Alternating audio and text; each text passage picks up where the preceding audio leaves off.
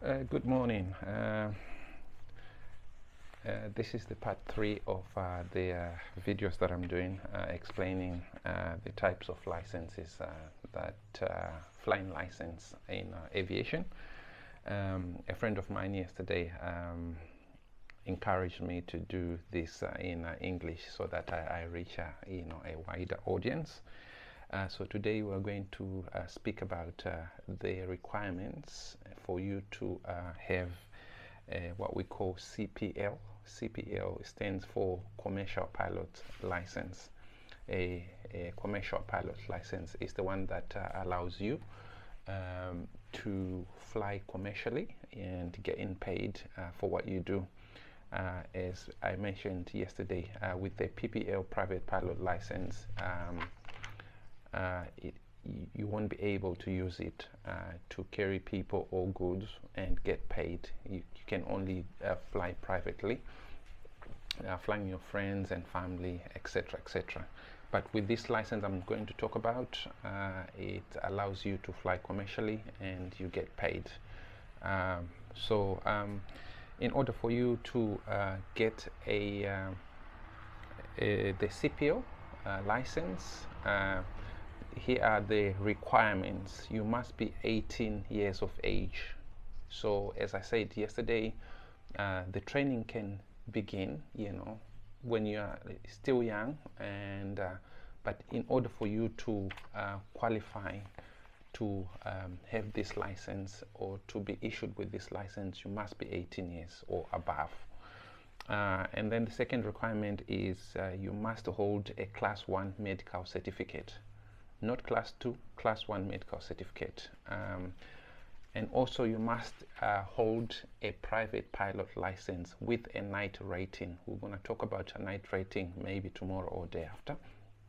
So in order for you to start your commercial pilot's license course, you must have obtained a private pilot license and a night rating.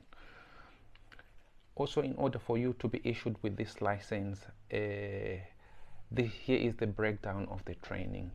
You must have flown for at least 200 hours, minimum 200 hours. On those 200 hours, it includes 100 hours as pilot in command. So that's what we call like cross-country flying or hour building. You take a plane after you have your private pilot license. You take a plane and you start building hours to have the 100 hours required in order for the authorities to issue this license to you. So 100 hours. On those 100 hours, 50 hours must be a cross-country flight time with 5 hours night flying. I'm talking literally,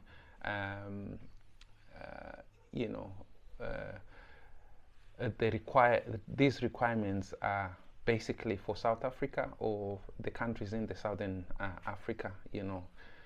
Any other countries, they might have different requirements, so you have to cross-check with the country that you need to do your training in, and also other things that might be required. They might be different. So that's the training there. And okay, and then you also need to do instrument flying time training. Comprises of 40 hours. On those 40 hours of we the 20 hours you can do them in the approved simulator. We have simulators that you can do your training in order for you to have this requirement, to fulfill this requirement. So that is the flying part. And then so before you do this, or when you are doing this, you also have to do your ground studies, the theories. Those theories are comprises of 10 theoretical exams, and you have to score a minimum of 75% on each exam that you take. Once you've completed that, you do what they call a general radio license course. So we talked about the radio telephony subject in the PPL yesterday. On this one now you have to do it practically to demonstrate that you are able to communicate efficiently with air traffic controllers and other various people that are involved, when you're flying your aeroplane. So this one is a practical one. You have to be issued with a certificate that you are competent enough to speak on the radio. That's the ground, the ground part. So the course duration, literally in South Africa, course duration, if you're doing it full-time or integrated, as I mentioned before, it takes you a minimum of 12 to 18 months. So 12 to 18 months in order for you to complete your CPL course. If you're doing it part-time modular course, it might take you between 2 and 3 years. So that's the course duration for that. And then the course costs. So here I wrote, so you've got a different type of cost that you need to take into account. So the training cost is the big one. So the training cost, it costs between 675,000 to 975,000 rands. That equates to between 45,000 to 65,000 US dollars. That's the fees for the course. And other additional fees on top of that, you have examination fees, which are 350 rands or 200 US dollars, or the license fees, which are between 350 to 400 rands, so it's about 20 to 25 US dollars, and this Civil Aviation Authority fees, which are between 650 to 900 rands. That equates to between 38 and 55 US dollars. So that's the other extra fees that you need to take into account when you're doing this course in South Africa. As I mentioned yesterday, if you want to do this course in Zimbabwe, it's a bit more expensive, but you have to check the prices as well, and to see how much it's going to cost. But literally, probably, I would say maybe in Zimbabwe, you're looking at a minimum of 90,000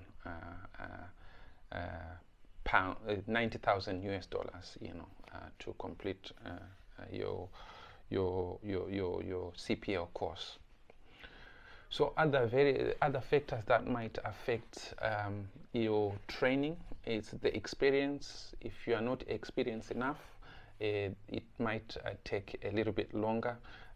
If you are current or if you are constantly flying, your course might reduce, but you still have to do the minimums that I've spoken about. Irregardless how good you are in flying, you still have to meet those minimum requirements of 200 hours of flying time.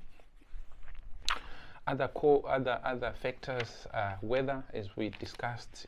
If the weather is it's bad weather, that might push your course a little bit to be longer, because you have to take that into account. You can't be flying in bad weather.